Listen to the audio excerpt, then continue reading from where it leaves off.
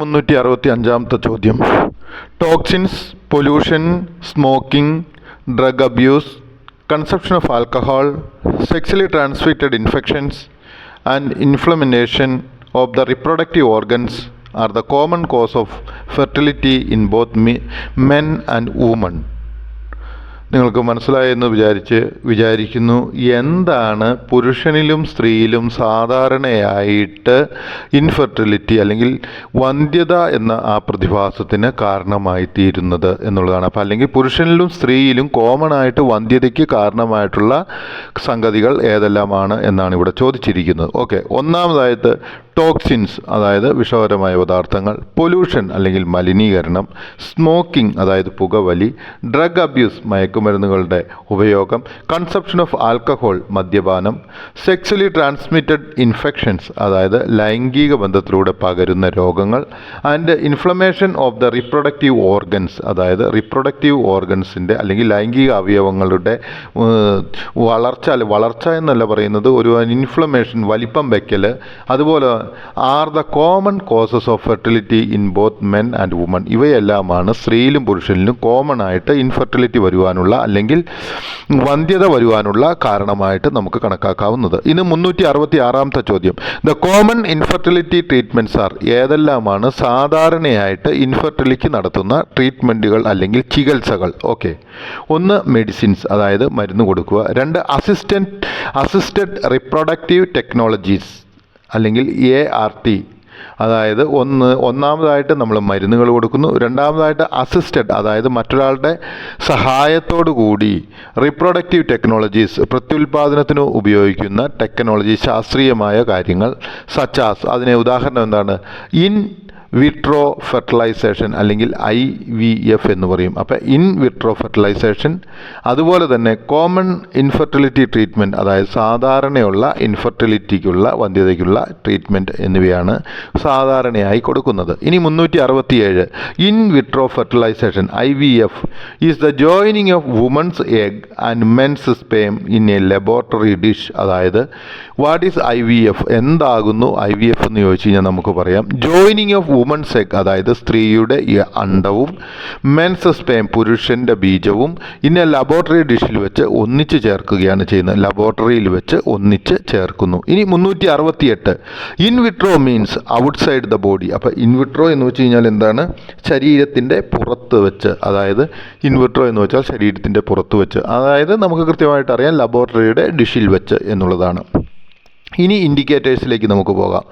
369 male infertility is when a sexually mature man is unable to impregnate a fertile woman after trying for at least 1 year. അപ്പം എന്താണ് പുരുഷ വന്ധ്യത അല്ലെങ്കിൽ mail infertility എന്ന് ചോദിച്ചാൽ ഇങ്ങനെ എഴുതുക. മെയിൽ ഇൻഫെർട്ടിലിറ്റി എന്ന് പറയുന്നതാകുന്നു വെൻ എ സെക്സ്വലി മച്വർ മാൻ അതായത് ലൈംഗിക ബന്ധത്തിൽ ഏർപ്പെടുന്നതിന് വേണ്ടിയിട്ട് പ്രായപൂർത്തിയായി മച്വരായ ഒരു മാൻ ഈസ് അൺഏബിൾ ടു ഇംപ്രഗ്നേറ്റ് അതായത് അവനെ കൊണ്ട് സാധ്യമല്ലാതെ വരുന്നു എ ഫെർട്ടൈൽ വുമൺ ഒരു ഗർഭിണിയാവുവാൻ എല്ലാ സാധ്യതകളുമുള്ള ഒരു അല്ലെങ്കിൽ കഴിവുള്ള ഒരു സ്ത്രീയെ എന്താണ് ചെയ്യുന്നത്, after trying for at least 1 year അവളെ എന്താണ് ഇംപ്രഗ്നേറ്റ് അതായത് ഗർഭിണിയാക്കാൻ സാധിക്കുന്നില്ലെങ്കിൽ എത്രയാണ്, after trying for at least 1 year അതായത് 1 വർഷം തുടർച്ചയായി ഒരു പുരുഷൻ ലൈംഗിക വളർച്ച എത്തിയ ഒരു പുരുഷൻ പരിശ്രമിച്ചിട്ടും ഒരു സ്ത്രീയെ ഗർഭിണിയാക്കുവാനായിട്ട് സാധിക്കുന്നില്ലെങ്കിൽ ആ പുരുഷനെ എന്ത് ചെയ്യാം, മെയിൽ ഇൻഫെർട്ടിലിറ്റി അല്ലെങ്കിൽ അതിന് മെയിൽ ഇൻഫെർട്ടിലിറ്റി എന്ന് പറയാം അല്ലെങ്കിൽ പുരുഷ വന്ധ്യത എന്ന് പറയാം. ഇനി 370 ചോദ്യം. Physical male infertility can be caused by a number of factors അതായത് ശാരീരികമായിട്ട് ഒരു പുരുഷന് വന്ധ്യത വരുന്നതിന് പല കാരണങ്ങളും ഉണ്ടായിരിക്കാം. ഒന്ന്, ലോ സ്പേം പ്രൊഡക്ഷൻ അതായത് ഒന്നെന്ന് വെച്ച് കഴിഞ്ഞാൽ പുരുഷ ബീജത്തിൻ്റെ വളരെ കുറഞ്ഞ ഉൽപ്പാദനം. രണ്ടാമതായിട്ട് അബ്നോർമൽ സ്പേം പ്രൊഡക്ഷൻ അതായത് യാതൊരു രീതിയിലുള്ള കൺട്രോളുമില്ലാത്ത രീതിയിൽ, ചിലപ്പോൾ കുറവായിരിക്കാം ചിലപ്പോൾ കൂടുതലായിരിക്കാം, എങ്ങനെയാണെന്നറിയില്ല, നോർമലായ രീതിയിൽ അല്ലാത്ത സ്പേമുകളുടെ പ്രൊഡക്ഷൻ. അതുപോലെ തന്നെ മൂന്നാമതായിട്ട് blockage in the ducts that carry sperm അതായത് ബ്ലോക്കേജ് എന്ന് വെച്ച് കഴിഞ്ഞാൽ നമുക്കറിയാം തടസ്സപ്പെടൽ, ഇൻ ദ ഡക്ട് അതായത് അത് ആ സ്പേം പോകുന്ന ആ ഇതിനകത്ത് പൈപ്പിനകത്ത് ട്യൂബിനകത്തുള്ളാവുന്ന ബ്ലോക്കേജുകൾ. ഓക്കെ, ഹോർമോൺ ഇംബാലൻസ്, പുരുഷൻ്റെ ശരീരത്തിലെ ഹോർമോണുകളുടെ ആ ഒരു ബാലൻസ് ഇല്ലായ്മ. ഓക്കെ, എൻഡോഡോക്ട്രിൻ ഡിസോർഡേഴ്സ്, അതായത് പുരുഷ ശരീരത്തിലുണ്ടാകുന്ന എന്താണ് എൻഡോഡോക്ട്രിൻ്റെ ഡിസോർഡേഴ്സ്. ഓക്കെ, അതുപോലെ തന്നെ physical injury to the testicles, അതായത് ശരീരത്തിലുണ്ടാകുന്ന ഇഞ്ചുറികൾ, അതായത് ശരീരത്തിലുണ്ടാകുന്ന ഇഞ്ചുറികൾ അല്ലെങ്കിൽ അപകടങ്ങൾ അവ ഉണ്ടാക്കാം. അതുപോലെ തന്നെ ആ പുരുഷനുള്ള ജനറ്റിക് ഡിസോർഡേഴ്സ്. അപ്പോൾ ഇവയെല്ലാം എന്തിന് കാരണമായി തീരാം? ഒരു പുരുഷനിൽ ഫെർട്ടിലിറ്റി ഇല്ലാതായി തീരാനായിട്ട്, അല്ലെങ്കിൽ ഒരു പുരുഷ വന്ധ്യതയ്ക്ക് കാരണമായി തീരാം. ഇനി 371, female infertility is the inability to get pregnant or carry a pregnancy to the term after a year of regular protected intercourse. അപ്പോൾ ഇനി ചോദിക്കുകയാണ്, എന്താണ് ഫീമെയിൽ ഇൻഫെർട്ടിലിറ്റി? അതായത് സ്ത്രീയുടെ വന്ധ്യത എന്ന് പറഞ്ഞാൽ എന്താണ്? Is the inability to get pregnant, അതായത് ഒരു സ്ത്രീയുടെ കഴിവില്ലായ്മ, എന്തിന്? ഗർഭിണിയാകുവാനായിട്ടുള്ള. Okay, to carry a pregnancy to a term after 1 year regular unprotected sexual intercourse, അതായത് തുടർച്ചയായിട്ട് ഒരു വർഷത്തേക്ക് ഒരു സ്ത്രീ ലൈംഗിക ബന്ധത്തിൽ ഏർപ്പെട്ടിട്ടും അവൾക്ക് ഒരു കുഞ്ഞിനെ ഗർഭം ധരിക്കുവാനുള്ള പ്രാപ്തി ഇല്ലെങ്കിൽ അതിനെ നമുക്ക് ഫീമെയിൽ ഇൻഫെർട്ടിലിറ്റി അല്ലെങ്കിൽ സ്ത്രീയുടെ വന്ധ്യത എന്ന് പറയാം. ഓക്കെ, ഇനി 372ാമത്തെ ചോദ്യം,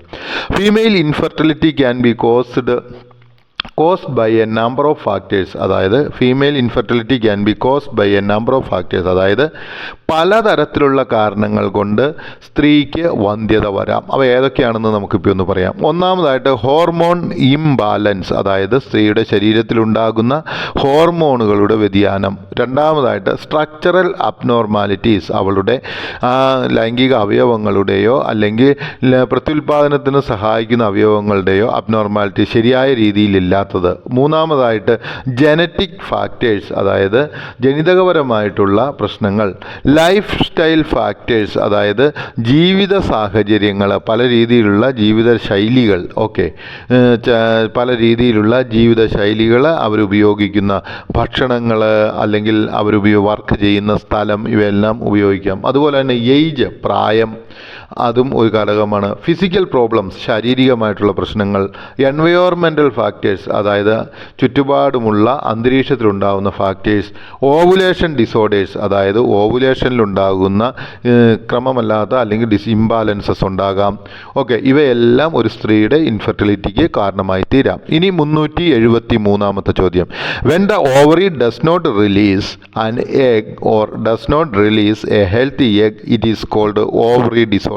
അപ്പോൾ നമ്മളോട് ചോദിക്കുകയാണ്, വാട്ട് ഈസ് ഓവറി ഡിസോർഡേഴ്സ് എന്ന് ചോദിച്ചാൽ നമ്മൾ ഇങ്ങനെ പറയുക, വെൻ ദ ഓവറി, എപ്പോഴാണോ ഒരാൻ ovary does not release an egg, അതായത് ശരിയായിട്ട് അല്ലെങ്കിൽ എഗ്ഗിനെ റിലീസ് സ്വതന്ത്രമാക്കാതിരിക്കുകയോ, or does not release a healthy egg, അല്ലെങ്കിൽ ഒരു ആരോഗ്യമുള്ള അല്ലെങ്കിൽ പൂർണ്ണമായിട്ട് ഫെർട്ടിലൈസേഷൻ ചെയ്യുവാൻ പ്രാപ്തിയുള്ളതായിട്ടുള്ള ഒരു എഗ്ഗിനെ റിലീസ് ചെയ്യാതിരിക്കുകയോ ചെയ്യുമ്പോൾ it is called ovary disorders. ഇതിന് നമ്മൾ പറയുന്ന പേരാണ് ഓവറി ഡിസോർഡേഴ്സ് എന്ന്. ഓക്കെ, ഇനി 374ാമത്തെ ചോദ്യമാണ്, endometriosis is when an endometrial tissue grows outside of the uterus and attaches to other organs. എന്താണ് എൻഡോമെട്രിയോസിസ് എന്ന് വെച്ച് കഴിഞ്ഞാൽ? എൻഡോമെട്രോസിസ് എന്ന് വെച്ച് കഴിഞ്ഞാൽ നമ്മൾ മനസ്സിലാക്കുക, ഈ എൻഡോമെട്രിയൽ ടിഷ്യൂ വളരേണ്ടത് എവിടെയാണ്? യൂട്രസിനകത്താണ് വളരേണ്ടത്. ഓക്കെ, ആ ടിഷ്യൂവിലേക്കാണ് ഈ ഫെർട്ടിലൈസ്ഡ് എഗ്ഗ് പറ്റിച്ചേർന്ന് പിടിക്കേണ്ടത്. ഓക്കെ, ഇംപ്ലാന്റേഷൻ നടത്തേണ്ടത്. അപ്പോൾ അവിടെ എന്താണ്? When endometrial tissue grows outside of the uterus, അത് യൂട്രസിന് പുറത്ത് വളരുകയും and attaches to other organs, മറ്റ് ഓർഗനുകളിലേക്ക് പറ്റിച്ചേരുകയും ചെയ്യുകയാണെങ്കിൽ അതിനെ നമ്മൾ പറയുന്ന പേരാണ് എൻഡോമെട്രിയോസിസ് എന്ന് പറയുന്നത്. ഇനി 375, tubal infertility is when one or both fallopian tube blocks or prevent the egg from moving through it. അതായത് എന്താണ് ട്യൂബൽ ഇൻഫെർട്ടിലിറ്റി എന്നാണ് ചോദിച്ചിരിക്കുന്നത്. ഓക്കെ, അപ്പോൾ നമുക്ക് പറയാം വാട്ട് ഈസ് ട്യൂബൽ ഇൻഫെർട്ടിലിറ്റി എന്ന് ചോദിച്ചാൽ ട്യൂബൽ ഇൻഫെർട്ടിലിറ്റി കാരണമായി തീരുന്നു when one or both fallopian tube, എപ്പോഴാണോ ഒരു ഫെലോപ്പിയൻ ട്യൂബോ അല്ലെങ്കിൽ രണ്ട് ഫെലോപ്പിയൻ ട്യൂബോ ബ്ലോക്ക്, അതായത് ഒരു ബ്ലോക്ക് അനുഭവപ്പെടുന്നു, അല്ലെങ്കിൽ prevent the egg from moving through it, അല്ലെങ്കിൽ അത് പ്രിവെൻറ്റ് ചെയ്യുന്നു, എന്താണ് അത് ബ്ലോക്ക് ചെയ്യുന്നു, എന്താണ് മൂവിങ് ത്രൂ ഇറ്റ്, അതിലൂടെ സഞ്ചരിക്കുന്നത്. അതിനെയാണ് എന്തെന്ന് പറയുന്നത് ട്യൂബൽ ഇൻഫെർട്ടിലിറ്റി എന്ന് പറയുന്നത്. എനിക്ക് തോന്നുന്നു ഈ പാഠഭാഗം നിങ്ങൾക്ക് മനസ്സിലായെന്ന്. ഇനി നമുക്ക് അടുത്ത വീഡിയോയിലേക്ക് പോകാം.